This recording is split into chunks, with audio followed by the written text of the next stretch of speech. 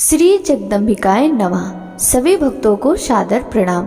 भक्तों, आज रसपान कीजिए श्रीमद् देवी भागवत महापुराण के प्रथम स्कंद के अंतर्गत अध्याय 18, अध्याय 19 और अध्याय 20 की कथा का। सूत जी बोले, सुखदेव जी को आया हुआ सुनकर पवित्र आत्मा राजा जनक अपने पुरोहित को आगे करके मंत्रियों सहित उन गुरु पुत्र के पास गए। महाराज जनक ने उन्हें बड़े आदर से उत्तम आसन देकर विधिवत सत्कार करने के पश्चात एक दूध देने वाली गौ प्रदान करके उनसे कुशल पूछा। सुखदेव जी ने भी राजा की पूजा को यथाविधि स्वीकार किया और अपना कुशल बताकर राजा से भी कुशल मंगल पूछा। इस प्रकार कुशल प्रश्न करके सुखदायी आसन पर बैठे हुए शांत चित्त वाले व्यास पुत्र सुखदेव जी से महाराज जनक ने पूछा, हे महाभाग, मेरे यहाँ आप निज का आगमन किस कारण हुआ? हे मुनि श्रेष्ठ, उस प्रयोजन को बताइए। सुखदेव जी बोले, महाराज, मेरे पिता व्यास जी ने मुझसे कहा कि विवाह कर लो, क्योंकि सब आश्रमों में गृहस्थ आश्रम ही श्रेष्ठ है। गुरु रूप पिता की आज्ञा को बंधन कारक मानकर मैंने उसे स्वीकार नहीं किया।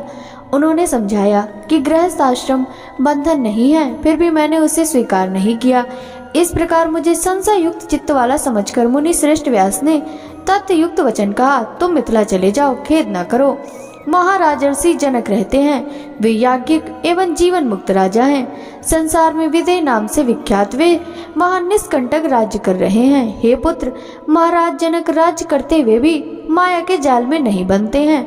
तब हे परंतपा, तुम वनवासी होते हुए भी क्यों भयभीत हो रहे हो? उन्नत श्रेष्ठ विदेह को देखो और अपने मन में उठते हुए मोह का त्याग करो। हे महाभाग, विवाह करो, अन्यथा जाकर उन राजा से ही पूछो, वे राजा तुम्हारे मन में उत्पन्न संदेह का समाधान कर देंगे। तत्पश्चात हे पुत्र, उनकी बात सुनकर तुम शीघ्र ही मेरे पास चले आना। हे महाराज, मैं उन्हीं के आदेश से ही आपकी पुरी में आया हूँ। हे राजेंद्र, हे अनग, मैं मोक्ष का विलासी हूँ, अतः जो कार्य मेरे लिए उचित हो वह बताइए। हे राजेंद्र, तप, तीर्थ, व्रत, यज्ञ, स्वाध्याय, तीर्थ सेवन और ज्ञान, इनमें से जो मोक्ष का साक्षात साधन हो वह मुझे बताइए। जनक जी बोले, मोक्ष मार्ग अवलंबी विप्र को जो करना चाहिए उसे सुनो। उपनयन संस्कार के बाद सर्वप्रथम वेद शास्त्र का अध्ययन करने हेतु गुरु के सानिध्य में रहना चाहिए। वहाँ वेद वेदांतों का अध्ययन करके दीक्षांत गुरु दीक्षिणा देकर वापस लौटे मुनि को विवाह करके पत्नी के साथ गृहस्थी में रहना चाहिए। गृहस्थ आश्रम में रहते हुए न्याय उपार्जित धन का अर्जन करें, सर्वदा संतुष्ट रहें और किसी से कोई आशा न रखें। पापों से मुक्त होकर अग्निहोत्र आदि कर्म करते हुए सत्य वचन बोले और मन वचन कर्म से सदा पवित्र रहें। पुत्र पौत्र हो जाने पर समय अनुसार वानप्रस्थ आश्रम में रहें। महातपश्चर्या द्वारा काम, क्रोध, लोभ, मद, मोह, मात्सर, इन 6 शत्रुओं पर विजय प्राप्त करके अपनी स्त्री इच्छा का भार पुत्र को सौंप देने के पश्चात वह धर्मात्मा सब अग्नियों का अपने में न्यायपूर्वक आधान कर ले और सांसारिक विषयों के भोग से शांति मिल जाने के बाद हृदय में विशुद्ध वैराग उत्पन्न होने पर चौथे आश्रम का आश्रय ले ले। विरक्त को ही संन्यास का अधिकार है, अन्य किसी को नहीं। यह वेद वाक्य सर्वथा सत्य है, असत्य नहीं, ऐसा मेरा मानना है। हे सुखदेव जी, वेदों में कुल 48 संस्कार कहे गए हैं। उनमें गृहस्थ के लिए 40 संस्कार महात्माओं ने बताए हैं। मुमुक्षु के लिए समदम आदि 8 संस्कार कहे गए हैं। एक आश्रम से ही क्रमशः दूसरे आश्रम में जाना चाहिए, ऐसा शिष्ट जनों का आदेश है। सुखदेव जी बोले, चित्त में वैराग और ज्ञान विज्ञान उत्पन्न हो जाने पर ही अवश्य ही गृहस्थ आदि आश्रमों में रहना चाहिए अथवा वनों में। जनक जी बोले, हे मानद, इंद्रियां बड़ी बलवान होती हैं, वे वश में नहीं रहती। वे अपरिपक्व बुद्धि वाले मनुष्य के मन में नाना प्रकार के विकार उत्पन्न कर देती हैं। यदि मनुष्य के मन में भोजन की, शयन की, सुख की और पुत्र की इच्छा बनी रहे तो वह सन्यासी होने पर भी इन विकारों के उपस्थित होने पर क्या कर पाएगा? वासनाओं का जाल बड़ा ही कठिन होता है, वह शीघ्र नहीं मिटता। इसके लिए उसकी शांति के लिए मनुष्य को क्रम से उसका त्याग करना चाहिए। ऊंचे स्थान पर सोने वाला मनुष्य ही नीचे गिरता है, नीचे सोने वाला कभी नहीं गिरता। यदि संन्यास ग्रहण कर लेने पर भ्रष्ट हो जाए तो पुनः वह कोई दूसरा मार्ग नहीं प्राप्त कर सकता। जिस प्रकार चींटी वृक्ष की जड़ से चढ़कर शाखा पर चढ़ जाती है और वहां से फिर धीरे धीरे सुखपूर्वक पैरों से चलकर फल तक पहुंच जाती है, विघ्न शंका के भय से कोई पक्षी बड़ी तीव्र गति से आसमान में उड़ता है, परिणामतः थक जाता है, किंतु चींटी सुखपूर्वक विश्राम लेकर अपने अभीष्ट स्थान पर पहुंच जाती है। मन अत्यंत प्रबल है, यह अजितेंद्रीय पुरुषों के द्वारा सर्वथा अजेय है, इसलिए आश्रमों के अनुक्रम से ही इसे क्रमशः जीतने का प्रयत्न करना चाहिए। गृहस्थ आश्रम में रहते हुए भी जो शांत, बुद्धिमान एवं आत्मज्ञानी होता है, वह न तो प्रसन्न होता है और न खेद करता है, वह हानि लाभ में समान भाव रखता है। जो पुरुष शास्त्र प्रतिपादित कर्म करता हुआ सभी प्रकार की चिंताओं से मुक्त रहता हुआ आत्मचिंतन से संतुष्ट रहता है, वह निसंदेह मुक्त हो जाता है। हे अनक, देखिए, मैं राजकाज करता हुआ भी जीवन मुक्त हूँ। मैं अपने इच्छानुसार सब काम करता हूँ, किंतु मुझे शोक या हर्ष कुछ भी नहीं होता। जिस प्रकार मैं अनेक भोगों को भोगता हुआ तथा अनेक कार्यों को करता हुआ भी अनासक्त हूँ, उसी प्रकार हे अनक, आप भी मुक्त हो जाइए। ऐसा कहा भी जाता है कि यह दृश्य जगत दिखाई देता है, उसके द्वारा अदृश्य आत्मा कैसे बंधन में आ सकती है।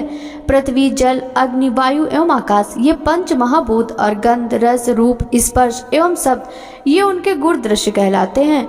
आत्मा अनुमान गम्य है और कभी भी प्रत्यक्ष नहीं होता। ऐसी स्थिति में हे ब्राह्मण, वह निरंजन एवं निर्विकार आत्मा भला बंधन में कैसे पड़ सकता है। हे द्विज, मन ही महान सुख दुख का कारण है। इसी के निर्मल होने पर सब कुछ निर्मल हो जाता है। सभी तीर्थों में घूमते हुए वहां बार बार स्नान करके भी यदि मन निर्मल ना हुआ तो वह सब व्यर्थ हो जाता है। हे परंतपा, बंधन तथा मोक्ष का कारण न यह देह है, न जीवात्मा है और न ये इंद्रियां ही हैं, अपितु मन ही मनुष्यों के बंधन एवं मुक्ति का कारण है। आत्मा तो सदा ही शुद्ध तथा मुक्त है, वह कभी बंधता नहीं है और बंधन और मोक्ष तो मन के भीतर है। मन की शांति से ही शांति है। शत्रुता, मित्रता या उदासीनता के सभी भेदभाव ही मन में रहते हैं, इसलिए एकात्मक भाव होने पर यह भेदभाव नहीं रहता, यह तो द्वैत भाव से ही उत्पन्न होता है। मैं जीव सदा ही ब्रह्म हूँ, इस विषय में और विचार करने की आवश्यकता ही नहीं है। भेद बुद्धि तो संसार में आसक्त रहने पर ही होती है। हे महाभाग, बंधन का मुख्य कारण अविद्या है, इस अविद्या को दूर करने वाली विद्या है। इसलिए ज्ञानी पुरुषों को चाहिए कि वे सदा विद्या तथा अविद्या का अनुसंधान पूर्वक अनुशीलन किया करें। धूप के बिना छाया के सुख कैसे ज्ञान हो सकता है, उसी प्रकार अविद्या के बिना विद्या का ज्ञान कैसे किया जा सकता है। गुणों में गुण, पंचभूतों में पंचभूत तथा इंद्रियों के विषयों में इंद्रियां स्वयं रमण करती हैं, इसमें आत्मा का क्या दोष। हे पवित्र आत्मन, सबकी सुरक्षा के लिए वेदों में सब प्रकार की मर्यादा की व्यवस्था की गई है। यदि ऐसा ना होता तो नास्तिकों की भांति सब धर्मों का नाश हो जाता। धर्म के नष्ट हो जाने पर सब कुछ नष्ट हो जाएगा और सब वर्णों की आचार परंपरा का उल्लंघन हो जाएगा। इसलिए वेद उपशिष्ट मार्ग पर चलने वालों का कल्याण होता है। सुखदेव जी बोले, हे राजन, आपने जो बात कही उसे सुनकर भी मेरा संदेह बना हुआ है, यह किसी प्रकार भी दूर नहीं होता। हे भूपति, वेद धर्मों में हिंसा का बाहुल्य है, उस हिंसा में अनेक प्रकार के अधर्म होते हैं। ऐसी दशा में वेदोक्त धर्म मुक्तिप्रद कैसे हो सकता है। हे राजन, सोमरस पान, पशु हिंसा और मांस भक्षण तो स्पष्ट ही अनाचार है। सौत्र, माणिक यज्ञ और प्रत्यक्ष रूप से सुरा ग्रहण का वर्णन किया गया है। इसी प्रकार ध्रुत कीड़ा एवं अनेक प्रकार के व्रत बताए गए हैं। सुना जाता है कि प्राचीन काल में ससबिंदु नाम के एक श्रेष्ठ राजा थे। वे बड़े धर्मात्मा, यज्ञपरायण, उदार एवं सत्यवादी थे। वे धर्म रूपी सेतु के रक्षक तथा कुमारगामी जनों के नियंता थे। उन्होंने पुष्कल दक्षिणा वाले अनेक यज्ञ संपादित किए थे। उन यज्ञों में पशुओं के चर्म से विंध्य पर्वत के समान ऊंचा पर्वत सा बन गया। मेघों के जल बरसाने से चर्मवती नाम की शुभ नदी बह चली। वे राजा भी दिवंगत हो गए, किंतु उनकी कीर्ति भूमंडल पर अचल हो गई। जब सब इस प्रकार के धर्मों का वर्णन वेद में है, तब हे राजन, मेरी सद्बुद्धि उनमें नहीं है। स्त्री के साथ भोग में पुरुष सुख प्राप्त करता है और उसके न मिलने पर वह बहुत दुखी होता है, तो ऐसी दशा में भला वह जीवन मुक्त कैसे हो सकेगा। जनक जी बोले, यज्ञों में जो हिंसा दिखाई देती है वह वास्तव में अहिंसा ही कही गई है, क्योंकि जो हिंसा उपाधि योग से होती है वही हिंसा कहलाती है, अन्यथा नहीं। ऐसा शास्त्रों का निर्णय है। जिस प्रकार गीली लकड़ी के सहयोग से अग्नि से धुआं निकलता है, उसके अभाव में उस अग्नि में धुआं नहीं दिखाई देता, उसी प्रकार हे मुनिवर, वेदोक्त हिंसा को भी आप अहिंसा ही समझिए। रागी जनों द्वारा की गई हिंसा ही हिंसा है, किंतु अनासक्त जनों के लिए वह हिंसा नहीं कही गई है। जो कर्म राग रहित तथा अहंकार रहित होकर किया जाता हो उस कर्म को वैदिक विद्वान मनीषी जन न किए हुए के समान ही कहते हैं। हे द्विश्रेष्ठ, रागी गृहस्थियों के द्वारा यज्ञ में जो हिंसा होती है वही हिंसा है। हे महाभाग, जो कर्म राग रहित तथा अहंकार शून्य होकर किया जाता है वह जीतात्मा मुमुक्षु जनों के लिए अहिंसा ही है। सुखदेव जी बोले, हे महाराज, मेरे हृदय में यह शंका हो रही है कि माया में लिप्त रहते हुए कोई मनुष्य निष्प्रय कैसे हो सकता है। शास्त्र का ज्ञान प्राप्त करके नित्यानित्य का विचार करने पर भी चित्त से मोह दूर नहीं होता, तब भला वह मनुष्य मुक्त कैसे हो सकेगा। मनुष्य के मन में स्थित मोह को दूर करने के लिए केवल शास्त्र बोध ही समर्थ नहीं हो सकता। जैसे केवल दीप जलाने की बात करने से अंधकार दूर नहीं होता। अतः बुद्धिमान मनुष्यों को चाहिए कि वे कभी किसी से द्वेष भाव न रखें। परंतु हे नृपश्रेष्ठ, गृहस्थ से वह कैसे संभव है। अभी भी आपकी धन प्राप्ति की कामना, राज्य सुख तथा युद्ध में विजय प्राप्त करने की अभिलाषा शांत नहीं हुई है, तब आप जीवन मुक्त कैसे हो सकते हैं। अभी भी चोरों के प्रति चौर बुद्धि तथा तपस्वियों के प्रति साधु बुद्धि आपकी है ही। अपने पराये का भेदभाव भी अभी आप में है, तो फिर हे राजन, आप विदेह कैसे। अभी आप कटु तिक्त कैसेल एवं खट्टे रसों का तथा भले बुरे का ज्ञान रखते ही हैं। हे राजन, आपका चित्त शुभ कर्मों में रमता है, अशुभ कर्मों में नहीं। जागृत, स्वप्न, सुसुप्ति ये अवस्थाएं अभी आपको समय अनुसार होती ही हैं, तब भला आपको तुरीय अवस्था कैसे प्राप्त होती होगी। हे राजन, घोड़े, रथ, हाथी तथा पैदल सैनिक ये सब मेरे अधीन हैं और मैं इन सब का स्वामी हूँ। ऐसा आप अपने को मानते हैं या नहीं। आप मधुर भोजन को प्रसन्नता पूर्वक अथवा बेमन से ही खाते ही होंगे। हे नृपश्रेष्ठ, आप माला और सर्प में क्या समान दृष्टि वाले हैं। हे राजन, विमुक्त पुरुष तो वह कहलाता है जो मिट्टी के ढेले और स्वर्ण को समान समझता हो, सब जीवों में एकात्म बुद्धि रखता हो तथा जीवन मात्र का उपकार करता हो। मेरा मन घर, स्त्री आदि में कभी नहीं लगता, इसलिए अकेले ही निष्प्रय भाव से मैं सदा विचरण करता हूँ। यही मेरा विचार है। निसंग, ममता रहित और शांत होकर केवल पत्र, मूल, फल इत्यादि ग्रहण करता हुआ मैं निर्द्वंद एवं अपरिग्रही होकर मृग की भांति स्वच्छंद विचरण करूंगा। हे पार्थिव, ग्रह, धन और रूपवती स्त्री से मुझ विरक्त चित्त और गुणातीत का क्या प्रयोजन। आप अनेक प्रकार की राज द्वेष युक्त बातें सोचते हैं, फिर भी मैं विमुक्त हूँ ऐसा आप कहते हैं। यह सब मुझे तो केवल आपका दंभ ही जान पड़ता है। आपको कभी शत्रु की, कभी धन की तथा कभी सेना की चिंता रहती ही है। तब हे राजन, आप निश्चिंत कहाँ। स्वल्पाहारी, अटल व्रत वाले जो वैखानस मुनि हैं, वे इस संसार की अनित्यता को जानते हुए भी इसमें आसक्त हो जाते हैं। हे राजन, आपके वंश में उत्पन्न सभी राजाओं का नाम विदेह ये हो जाता है। इसमें भी आप धोखा समझिए, दूसरा कुछ नहीं। जिस प्रकार किसी मूर्ख का नाम विद्याधर, जन्मांध का नाम दिवाकर तथा सतत दरिद्री मनुष्य का नाम लक्ष्मीधर रखना निरर्थक है, उसी प्रकार पूर्व काल में आपके वंश में उत्पन्न जिन जिन राजाओं को मैंने सुना वे नाम से ही विदेह प्रसिद्ध हुए, कर्म से नहीं। हे नृप, आपके कुल में पहले ही निमि नाम के राजा हो चुके हैं। उन राजर्षि ने एक बार अपने गुरु वशिष्ठ मुनि को यज्ञ के लिए निमंत्रित किया। उस समय वशिष्ठ जी ने उनसे कहा कि आपसे पहले इंद्र ने मुझे यज्ञ के लिए आमंत्रित कर रखा है। इंद्र का यज्ञ संपन्न कराकर ही मैं आपका यज्ञ पूर्ण करूंगा। अतः हे राजन, तब आप धीरे धीरे यज्ञ सामग्री एकत्रित करिए। ऐसा कहकर वशिष्ठ मुनि इंद्र का यज्ञ कराने के लिए चले गए और महाराज निमि ने किसी दूसरे आचार्य को बनाकर अपना उत्तम यज्ञ संपन्न कर लिया। यह सुनकर वशिष्ठ जी राजा पर अत्यंत क्रोधित हुए और उन्हें साथ देते हुए बोले, हे गुरु का परित्याग करने वाले, तुम्हारा शरीर नष्ट हो जाए।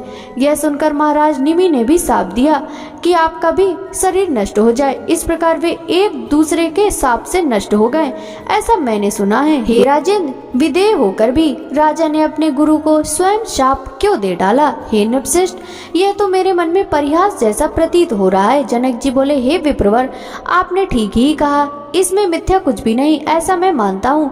फिर भी आप मेरी बात सुने। हे विपेंद्र, गुरु व्यास जी मेरे परम पूज्य हैं। उन अपने पिता का साथ त्याग करके आप वन में जाना चाहते हैं, वहाँ भी तो मृग आदि पशुओं के साथ आपका स्नेह संबंध रहेगा ही, इसमें संदेह नहीं है। पृथ्वी, जल आदि महाभूत तो सर्वत्र ही विद्यमान हैं, तब आप निसंग कैसे हो पाएंगे। और फिर हे मुने, भोजन आदि की चिंता भी रहेगी तो आप निश्चिंत कैसे रहेंगे। जिस प्रकार आपको वन में दंड और मृग चर्म की चिंता बनी रहेगी, उसी प्रकार मुझ विचारशील राजा को भी राज्य संबंधी चिंता तो होगी ही। आप ही ब्रह्म में पढ़कर यहाँ तक दूर देश में आए हैं। मुझे किसी प्रकार का विकल्प रूपी संदेह नहीं है, क्योंकि मैं तो सर्वथा निर्विकल्प हूँ। हे विप्र, मैं सुख से भोजन करता हूँ और सुख पूर्वक शयन करता हूँ। हे मुनि, मैं बद्ध नहीं हूँ, इस भावना से मैं सर्वदा सुखी रहता हूँ। इसके विपरीत मैं बद्ध हूँ, इस शंका से आप सर्वदा दुखी ही रहते हैं। अतः आप इस शंका को छोड़कर सदा सुखी एवं स्वस्थ हो जाइए। यह शरीर मेरा है, यही बंधन का कारण है, यह मेरा नहीं है, ऐसा ही निश्चय ही मुक्ति है। यह ग्रह संपत्ति राज्य मेरा नहीं है, ऐसा मेरा दृढ़ निश्चय है। सूत जी बोले, महाराज जनक की बात सुनकर सुखदेव जी हर्षित हुए और उनसे आज्ञा लेकर व्यास जी के उत्तम आश्रम के लिए चल पड़े। व्यास जी ने अपने ज्ञानी पुत्र को आते देखकर सुख प्राप्त किया। उन्होंने सुखदेव जी को हृदय से लगाकर तथा उनका सिर सूंघकर उनकी कुशलता पूछी। सब शास्त्रों में कुशल एवं वेदाध्ययन में तत्पर श्री सुखदेव जी अपने पिता के साथ उस रमणीय आश्रम में सावधान होकर रहने लगे। राज्य करते हुए महात्मा जनक की वह विदेह अवस्था देखकर सुखदेव जी परम शांति को प्राप्त कर अपने पिता के आश्रम में ही स्थित हो गए। योग मार्ग में स्थित रहते हुए भी श्री सुखदेव जी ने पितरों की पीवरी नाम की सौभाग्यवती सुंदर कन्या को पत्नी रूप में स्वीकार कर लिया। उन्होंने उससे कृष्ण, गौरप्रभ, भूरी और देवश्रुत नामक 4 पुत्र उत्पन्न किए। साथ ही उन प्रतापी व्यास सुत सुखदेव जी ने कीर्ति नाम की एक कन्या उत्पन्न करके उस कन्या का विवाह विभाज्य के पुत्र महात्मा अणु के साथ कर दिया। सुखदेव जी कन्या से उत्पन्न अणु के पुत्र श्रीमान ब्रह्मदत्त हुए, जो बड़े प्रतापी ब्रह्म ज्ञानी एवं पृथ्वी के रक्षक थे। वे कुछ समय के बाद देवर्षि नारद के उपदेश से और परम श्रेष्ठ ब्रह्म तत्व का ज्ञान पाकर योग मार्ग का आश्रय लेकर राज्य का भार अपने पुत्र को सौंपकर बद्री का आश्रम चले गए। महानारद जी के कृपा प्रसाद से प्राप्त माया बीज के उपदेश से उन्हें निर्बाध एवं तत्क्षण मुक्तिदायक ज्ञान उत्पन्न हुआ। उधर सुखदेव जी भी अपने पिता का साथ त्याग कर कैलाश के सुरम्य शिखर पर चले गए और निसंग भाव से अविचल ध्यान लगाकर स्थित हो गए। कुछ ही दिनों में उन्हें परम सिद्धि प्राप्त हो गई और वे पर्वत के शिखर से उड़ गए तथा महातेजस्वी वे सुखदेव जी आकाश में जाकर सूर्य के समान सुशोभित होने लगे। तब सुखदेव जी के उड़ते ही पर्वत शिखर 2 भागों में विभाजित हो गया। सुखदेव जी के आकाश में जाते ही अनेक प्रकार के उत्पात होने लगे। ऋषियों के द्वारा स्तुति किए जाते हुए वे सुखदेव जी अंतरिक्ष में वायु की भांति स्थित हो गए। वे अपने तेज से दूसरे सूर्य के भांति देदीप्यमान हो रहे थे।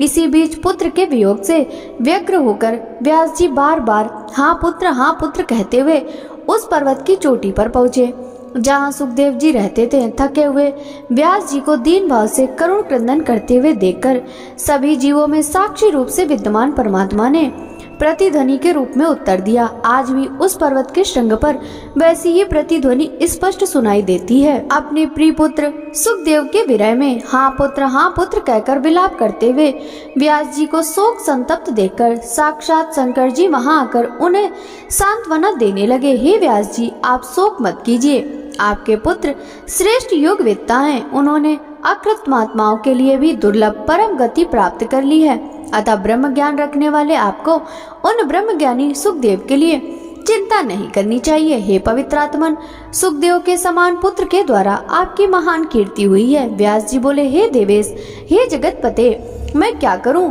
शोक दूर नहीं हो रहा। पुत्र दर्शन की लालसा वाले मेरे नेत्र अतृप्त हैं। महादेव जी बोले, अब आप अपने पुत्र की रमणीय छाया अपने पास सर्वदा विद्यमान देखेंगे। हे मुनिवर, हे परंतपा, उस छाया को देखकर आप अपना शोक दूर कीजिए। सूत जी बोले, तदंतर व्यास जी ने अपने पुत्र सुखदेव जी की ओजस्विनी छाया देखी। उन्हें वरदान देकर शंकर जी वहीं अंतर ध्यान हो गए। महादेव जी के अंतर्हित हो जाने पर व्यास जी भी अपने आश्रम को लौट आए। सुखदेव जी के वियोग से संतप्त होकर वे अत्यंत दुखी रहने लगे। ऋषियों ने कहा, हे सूत जी, सुखदेव जी को जब परम सिद्धि प्राप्त हो गई तब देव श्रेष्ठ व्यास जी ने क्या किया, यह सब विस्तार पूर्वक हमसे कहिए। सूत जी बोले, उस समय व्यास जी के जितने वेद पाठी शिष्य थे वे सब व्यास जी की आज्ञा पाकर पहले ही भूमंडल में इधर उधर चले गए थे। असित, देवल, वैंसपायन, जैमिनी और सुमंतु आदि सभी तपोधन मुनि चले गए थे। उन ऋषियों को अन्य तथा अपने पुत्र सुखदेव को अंतरिक्ष में गया हुआ देखकर शोकाकुल व्यास जी ने वहां से चले जाने का विचार किया।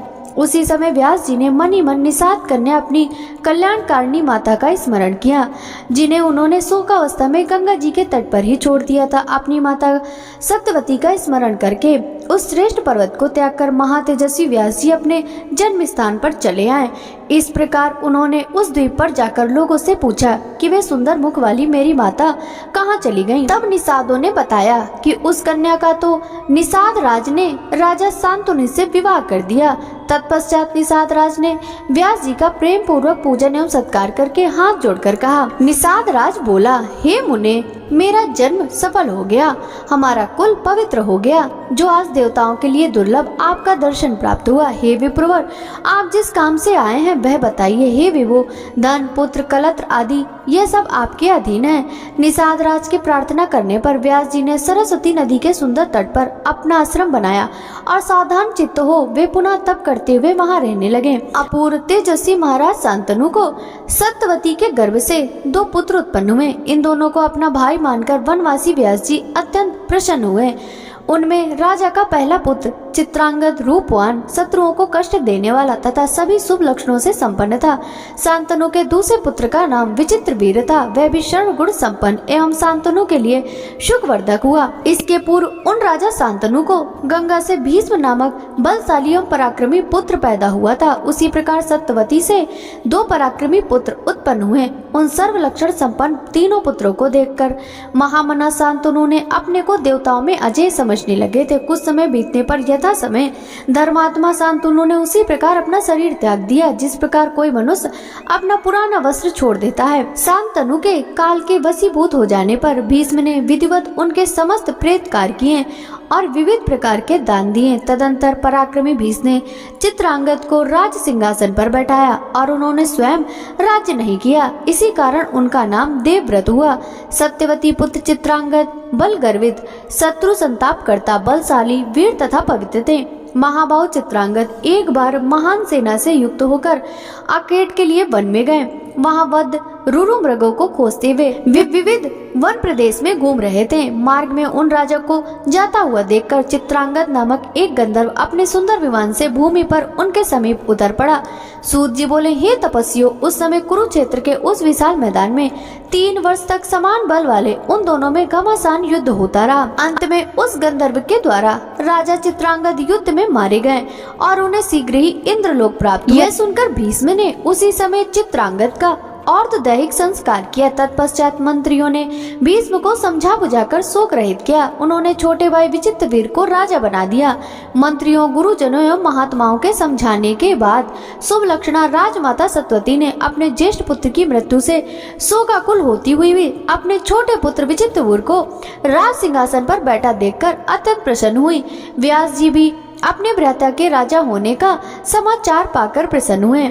जब सत्यवती के सुंदर पुत्र विचित्र वीर पूर्ण युवा हुए, तब भीष्म ने अपने कनिष्ठ भ्राता के विवाह की चिंता करने लगे। उन दिनों काशी राज की 3 कन्याएं थीं, जो सभी शुभ लक्षणों से युक्त थीं। उन राजा ने विवाह के लिए उनका स्वयंवर रचाया।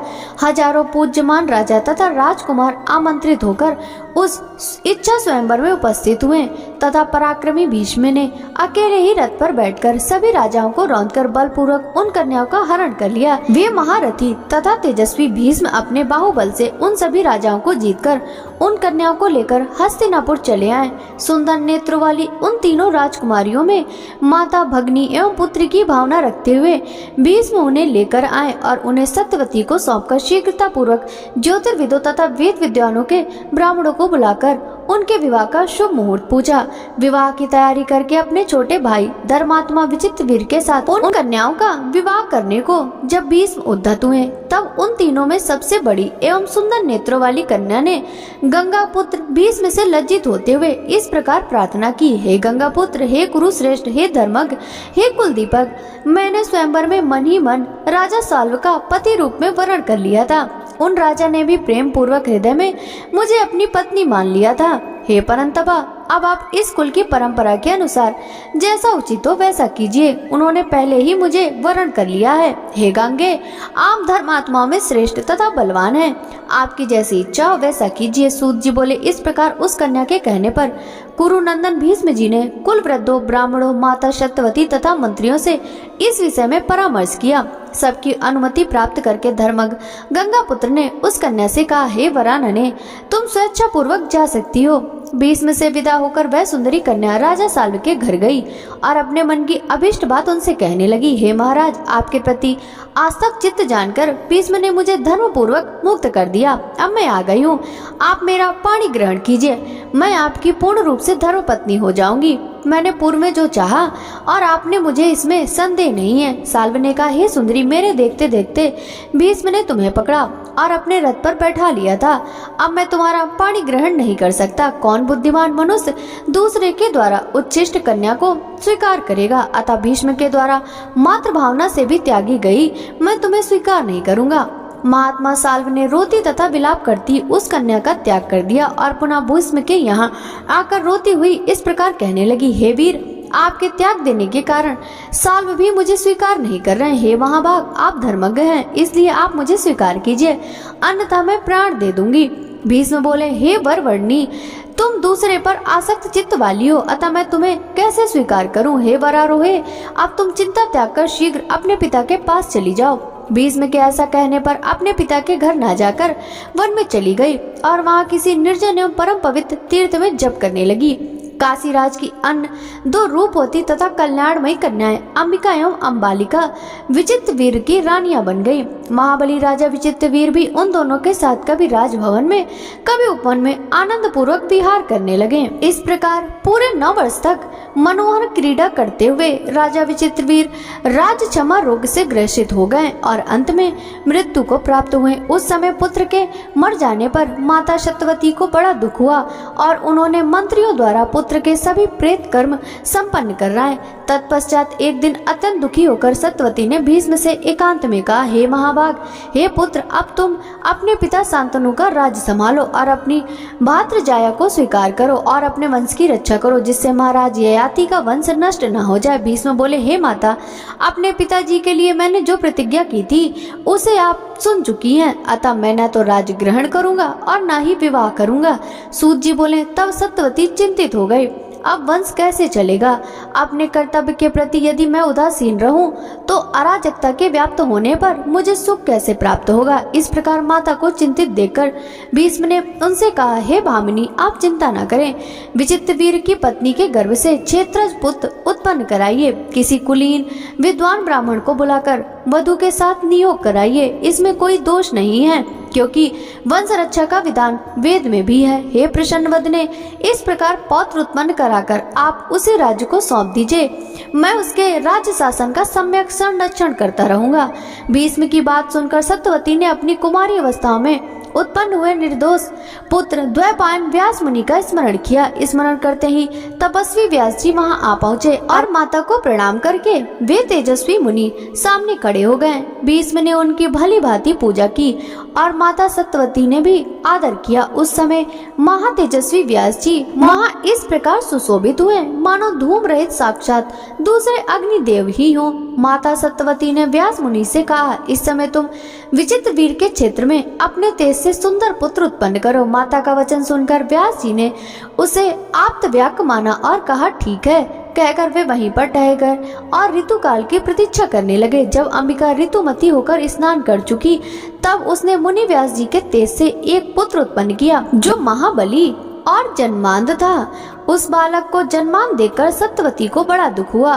तब उन्होंने दूसरी वधु अंबालिका से कहा कि तुम भी शीघ्र एक पुत्र उत्पन्न करो। ऋतुकाल समाप्त होने पर उस अंबालिका ने व्यास जी से गर्भ धारण किया। उससे उत्पन्न पुत्र भी पांडु रोग से ग्रसित होने के कारण राजा होने के योग्य नहीं था। इसलिए माता ने वधु अंबालिका को 1 वर्ष के बाद पुनः एक पुत्र के लिए प्रेरित किया। माता सत्यवती ने मुनि श्रेष्ठ व्यास जी का आवाहन कर उनसे इसके लिए प्रार्थना की, परंतु उसने स्वयं न जाकर अपनी दासी को भेज दिया। उस दासी के गर्भ से धर्म के अंश से युक्त शुभ विदुर उत्पन्न हुए। इस प्रकार वंश की रक्षा के लिए व्यास जी ने धृतराष्ट्र आदि 3 महापराक्रमी पुत्र उत्पन्न किए। भ्रात धर्म को जानने वाले व्यास जी ने ऐसा करके वंश की रक्षा की। हे पुण्यात्मा मुनिजनों, इस प्रकार उनकी वंश उत्पत्ति से संबंधित समस्त कथानक मैंने आप लोगों से कह दिया। बोलिए माँ भगवती की जय। भक्तों, श्रीमद् देवी भागवत महापुराण की यह कथा यदि आपको अच्छी लगी हो तो वीडियो को लाइक कर ज्यादा से ज्यादा भक्तों के साथ शेयर कीजिएगा। साथ ही वीडियो के कमेंट बॉक्स में जय माता दी अवश्य लिखिएगा, जिससे माँ भगवती की कृपा दृष्टि सदा सर्वदा आप सभी पर इसी प्रकार बनी रहे। सभी भक्तों को हरे कृष्णा, राधे राधे, जय माता दी।